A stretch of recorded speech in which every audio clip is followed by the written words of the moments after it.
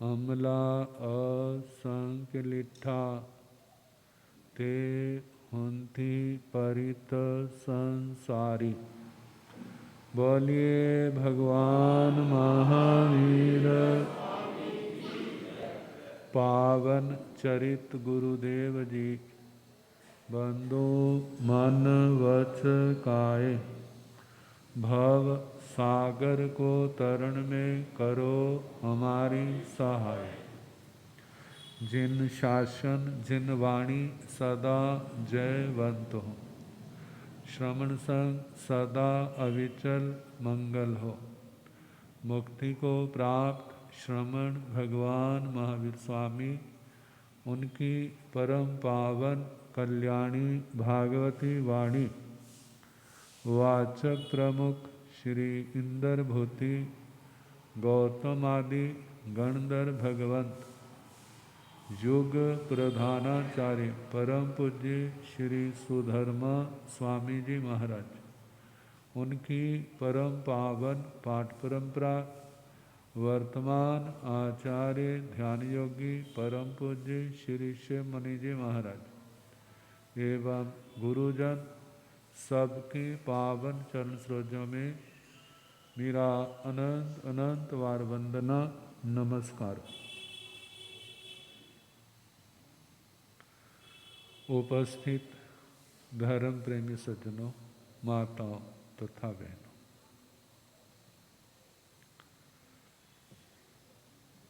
नव तत्व में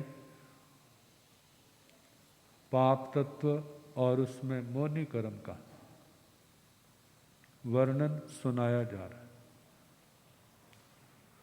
चारित्र मोहनीय के दो भेद, कषाय मोहनीय और नो कषाय मोहनीय।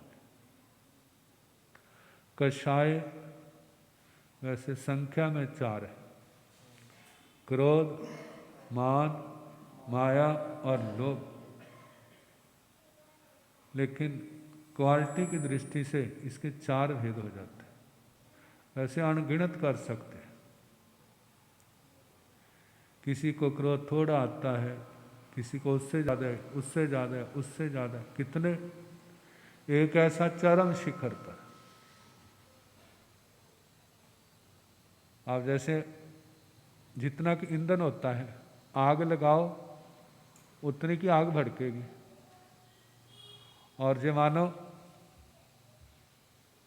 पेट्रोल का डीजल का टैंक हो और वहाँ पर छोटी सी चिंगारी घेर दो तो क्या होगा, एकदम। अब ऐसे ही कषायों को भड़काने वाला आप लोग या दूसरे लोगों तो निमित्त है। कहते जहां ईंधन नहीं है, कितनी बड़ी आग घेरो कुछ नहीं होगा, वो अपने आप बुझ जाएगी। यदि ईंधन है तो एक चिंगारी भी बहुत है, और वह ईंधन कहाँ पर है? वह कहीं बाहर नहीं है, वह हमारी आत्मा के अंदर।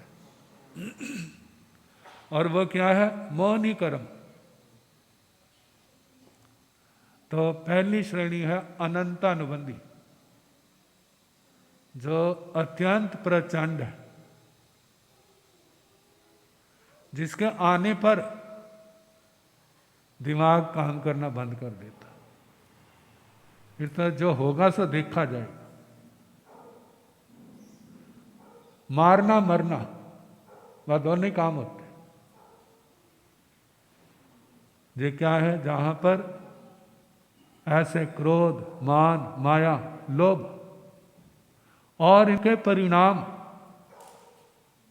बहुत दूरगामी होते, बहुत समय तक उनका प्रभाव रहता है। जैसे क्रोध के संबंध में कहा है, जब कहीं भूकंप आता है, पर्वत फट जाता है, और वो दरार सामान्य नहीं है, आप उसको मिट्टी से भर दो। मानो मिट्टी डालोगे भी वो निशान नहीं मिटेंगे, निशान वैसे रहे। जैसे पत्थर, जो आजकल आपके मार्बल देखो जो निशान है, रोज पोछा लगता है लेकिन इनके ऊपर कोई असर पड़ा? जो वैसे के वैसे वैसे चमकते। ऐसे ही क्रोध का परिणाम पत्थर की रेखा, जब तक पत्थर है तब तक मिटेगा नहीं। ऐसे क्रोध का परिणाम जब तक जो जीवन है वो स्थायी रहेगा। मरने के बाद भूल तो जाएगा लेकिन मैटीरियल तो अंदर ही है ना। वो संस्कार जो सारा जीवन अंदर रखे थे वो तो खत्म नहीं हुए। निमित्त पाने पर वो पुण्य क्या हो जाएंगे? भड़क उठेंगे। कितने पाप कर्म बनते हैं जिनका कोई आर पार नहीं। तो पहला क्रोध कैसा है? पत्थर की रेखा। मान कैसा है? बज्जर का थंबा। कहते हैं दूसरे तो पिल्लर टेढ़े भी हो जाए लोहे के, लेकिन बज्जर हीरे का जो थंबा है वो टूट तो सकता है लेकिन वह झुक नहीं सकता। ऐसा जिनका मान है, कहते जहां झुकना होता है वहां नहीं झुकेंगे, और जहां नहीं झुकना है वहां पर इंद्रियों के सुखों को पाने के लिए, वहां पर तो सारे कहते हैं हथकंडे अपना लेंगे, लेकिन जहां धर्म की बात आएगी वहां पर कोई बात आगे आ जाएगी, उसको लेकर के बस मैं नहीं जाता, मैं नहीं करता, वहां झुकने के लिए तैयार नहीं। मान कैसा? बज्जर का थंबा। माया कैसी? जैसे बांस का मूल भाग जड़ होती, वो बांस की जड़ टूट जाएगी लेकिन सिद्धि नहीं होगी। ऐसे जिनके माया के संस्कार होते हैं, कितना कह लो भाई किसी से धोखा नहीं करना, किसी से छल कपट नहीं करना, किसी को ठगना नहीं, मन के अंदर सरलता रखना, हजारों वर्षों तक सुनाते रहो, कहेंगे पागल हो तुम, दुनिया ऐसे चलती है? भला दुनिया तुम्हारे से नहीं चलती, दुनिया को तो हम चलाते हैं। सचमुच देखा जाए तो चलाते वही है, क्योंकि जो सरल होते हैं ना वो दुनिया को नहीं चलाते, वो दुनिया से चले जाते हैं। कहाँ जाते हैं? मोक्ष में। क्योंकि सिद्ध गति किसकी होती है? सीधे साधनों की होती है। जो लोग पुट्ठे होते हैं, उल्टे होते हैं, उनकी सिद्ध गति नहीं होती। तो वही तो दुनिया को चला रहे हैं, नए नए कर्म कर रहे हैं, बांध रहे हैं और नया नया जन्म धारण कर रहे हैं। तो ऐसे जिनकी माया है, छल कपट है, अनंत अनुबंधी, और ऐसा चक्रव्यूह रचते हैं कि दूसरा जब फंस जाता है तो उसको निकलना संभव नहीं होता। लेकिन कहा जाता है वो रचता तो दूसरे के वास्ते, लेकिन एक दिन मकड़ी के जाले की तरह स्वयं ही फंस जाता है।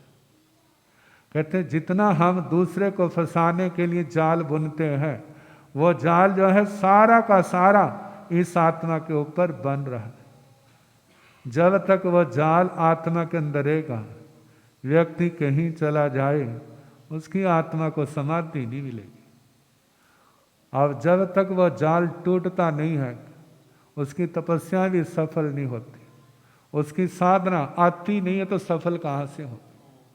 क्योंकि जहाँ अनंतानुबंधी कषाय होते हैं वहाँ धर्म का आचरण तो दूर, वहाँ पर सम्यक तो भी नहीं होती।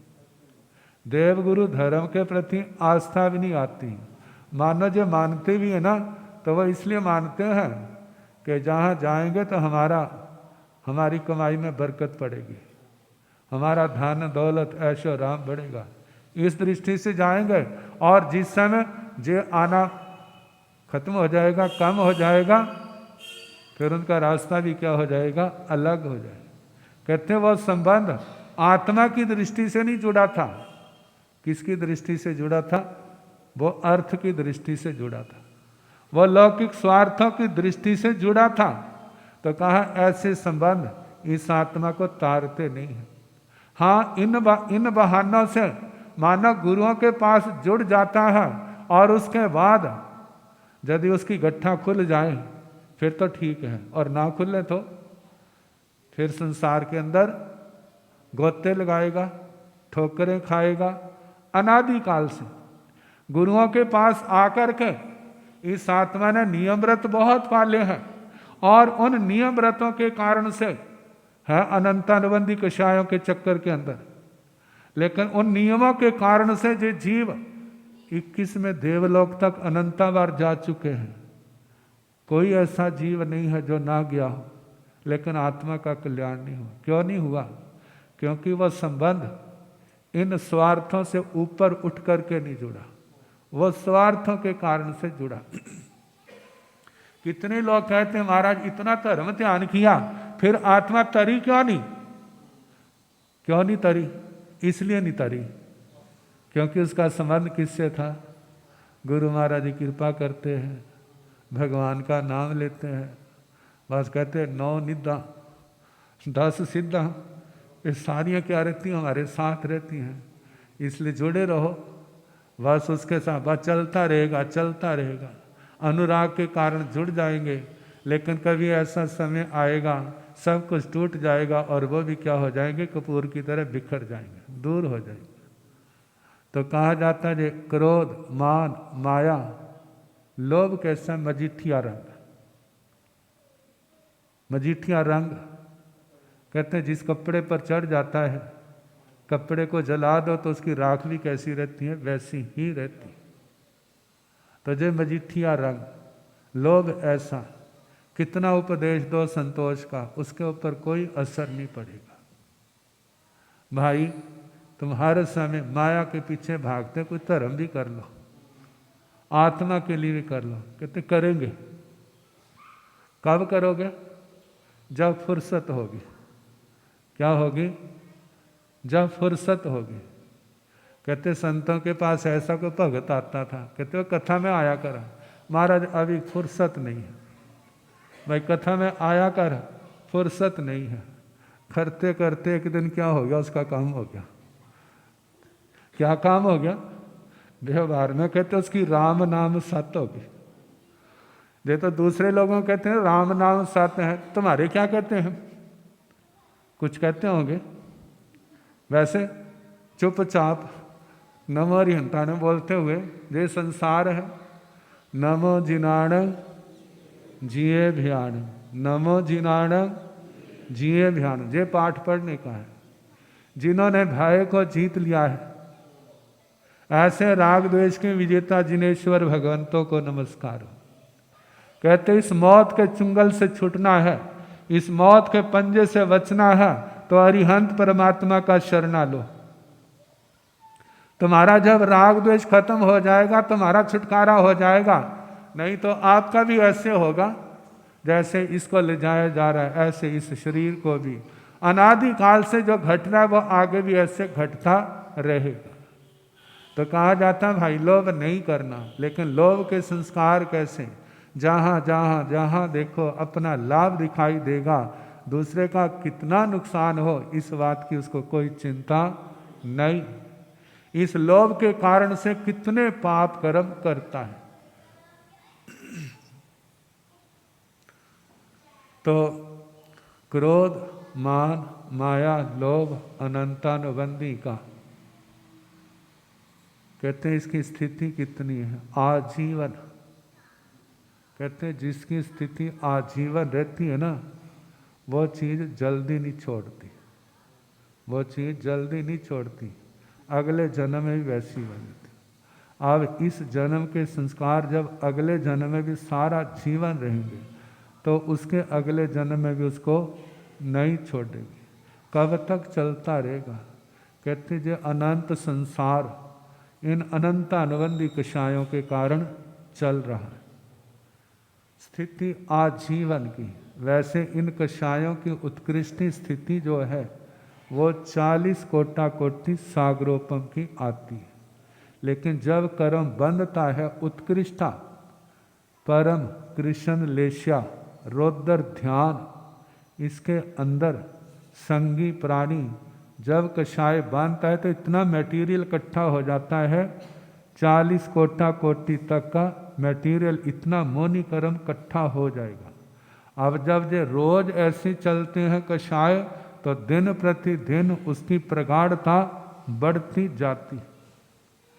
तो कहा जाता है जे अनंतानवंदी कषाय स्थिति आजीवन की घात किसका, आत्मा को सम्यक्तों की प्राप्ति नहीं होती, सत्य का प्रकाश नहीं मिलता, भगवान की वाणी उसकी आत्मा के अंदर रुचती नहीं है, अच्छी नहीं लगती, बैठती नहीं है। कहते हैं जितनी प्रगाढ़ता होगी ना, जैसे रेता होता है ना उसमें पानी डालो तो उसको पार कर जाता है। ये मानो तांबे का बर्तन हो तो फिर वो पानी पार नहीं होता। इसी प्रकार अनंतानुबंधी इन कषायों के कारण आत्मा के अंदर सम्यक्तों का प्रकाश नहीं होता।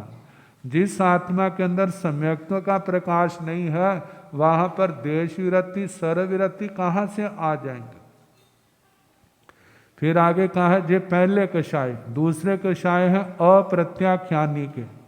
क्रोध कैसा है, जैसे सुख के तालाब की दरार, सुख के तालाब की रेखाएं होती है ना, क्योंकि तालाब के अंदर गारा होता है, जब पानी सूख जाता है तो उस गारे के अंदर दरारें पड़ जाती हैं। अब वो दरारें जो है आप मिट्टी से भर दो, भर तो जाएंगी लेकिन वह निशान नहीं मिटेंगे, निशान उनके वैसे के वैसे रहे। अब कहा जाता वो कब मिटेंगी, जब मूसलाधार वर्षा होगी, जब वहाँ पानी इकट्ठा होगा, वो सारा गारा जो है एकदम पानी मिलने के कारण से एक रूप हो जाएगा। अब जब गारा बन गया है फिर वह क्या होंगी, रेखाएं मिटेंगी। इसी प्रकार कहा है कि जिनके अंदर ऐसी भेद की दीवारें होती हैं और इतनी प्रगाढ़ है, कितना कोई उपदेश सामान्य दे कोई उसके ऊपर असर नहीं होगा। जब कोई अत्यंत लब्धि से संपन्न साधु साध्वी होंगे, गणधर भगवान होंगे, तीर्थंकर भगवान होंगे, उनका उपदेश सुनेंगे, जब मूसलाधार उपदेश की वर्षा होगी ना तब उसकी आत्मा में तरी आएगी। जब वह तरी आएगी तो उसकी क्या है, वो जो रूखापन है वह मिटेगा, दरारें आपस की वह मिटेंगी, भेद की दीवारें टूटेंगी, अन्यथा जो टूटने वाली नहीं है, इतनी प्रगाढ़ होती है। मान कैसा है, जैसे हार्ड का स्तंभ, हड्डियां होती हैं, देखो वाला हड्डियां कितनी मजबूत होती हैं, कितना बोझ उठाया हुआ है इस शरीर का, लेकिन फिर भी टिका हुआ है। तो ऐसे जिनका अभिमान है, कहते हैं हड्डी यदि थोड़ी टेढ़ी जुड़ जाए और उसको सीधा करना हो तो कितनी मालिश का सहारा लेना पड़ता है, लेकिन वह सिद्धि हो जाती है, लेकिन उसके पीछे मेहनत कितनी करनी पड़ती है। कई बार आप देखते हैं बच्चों की हड्डियां नरम होती हैं, जिनकी हड्डियां टांगों वगैरह में टेढ़ी हो तो कैसे परिवार के लोग मालिश के द्वारा उनको क्या करते हैं, सीधा करते हैं, और वह समय आने पर फर्क भी पड़ जाता है, लेकिन मेहनत बहुत करनी पड़ती है। ऐसे जिनका मान के कारण झुकने के लिए तैयार नहीं है, लेकिन जब बार बार का उपदेश मिलता है तो थोड़ा फर्क उनके अंदर पड़ जाता है। माया कैसी है, जैसे पेड़ों के सींग होते हैं, टेढ़े मेढ़े कुंडलाकार। अब वो भी सिद्ध करने हो तो बहुत मेहनत की जरूरत है। ज़्यादा फर्क नहीं पड़ता लेकिन कुछ फर्क पड़ जाता है। कहा जाता है बांस की जड़ का तो पड़ता ही नहीं है, लेकिन मेहनत से फर्क पड़ता है इनमें। तो इन कषायों में भी जब बहुत मेहनत की जाती है तो कोई थोड़ा सा लाभ मिलता है, ज़्यादा लाभ नहीं मिलता। लोभ कैसा है, जैसे गली की मोरियां होती हैं, उनके अंदर कीचड़ होता है, उसका जो रंग होता है, जब वो कपड़े पर धब्बे किसी कक्षा में पड़ जाए, आप उसको साबुन से सर्फ से धोएं तो उनके निशान मिटते नहीं हैं, और उनको मिटाना हो तो कोई अलग ही वो उसको काटने वाला कोई मसाला होता है, वो हो तो मिटेगा, नहीं तो नहीं मिटेगा। ऐसे ही अप्रत्याख्यानी के कषायों का ऐसा प्रभाव होता है। इनकी स्थिति कितनी है? वैसे तो बहुत लंबी है जैसे अनंतानुबंधी की, लेकिन इसमें फर्क पड़ गया। कहा कि 1 साल तक प्रभाव रहता कम से कम इन कषायों का। और घात किसका होता है? घात देश विरति नहीं आती। लाभ जो फर्क पड़ा, कषाय पतले पड़े हैं तो उसको सम्यक तो आ सकती है, आए जे गारंटी नहीं है लेकिन आ सकती है। तो कहा जे सारा किसका प्रभाव है? जिसके कारण से नियम पक्षखान नहीं आते। जे अप्रत्याख्यानी कषाय जो प्रत्याख्यान को रोकते हैं, आंशिक प्रत्याख्यान भी नहीं आने देते हैं। अब इसके आगे प्रत्याख्याना वर्ण के कषाय हैं जो प्रत्याख्यान को पूर्ण रूप से तो नहीं लेकिन पूर्ण प्रत्याख्यान नहीं आने देते। प्रत्याख्यान आता है, आंशिक आता है, पूर्ण 3 करण 3 योग से वह प्रत्याख्यान नहीं आता। क्यों नहीं आता? क्योंकि आगे अप्रत्याख्याना वर्ण कषायों की दीवार खड़ी है। जब तक वह नहीं टूटती तो आगे बढ़ना संभव नहीं है। तो इनके संबंध में कल जैसे समय होगा सुनाने का प्रयास करें।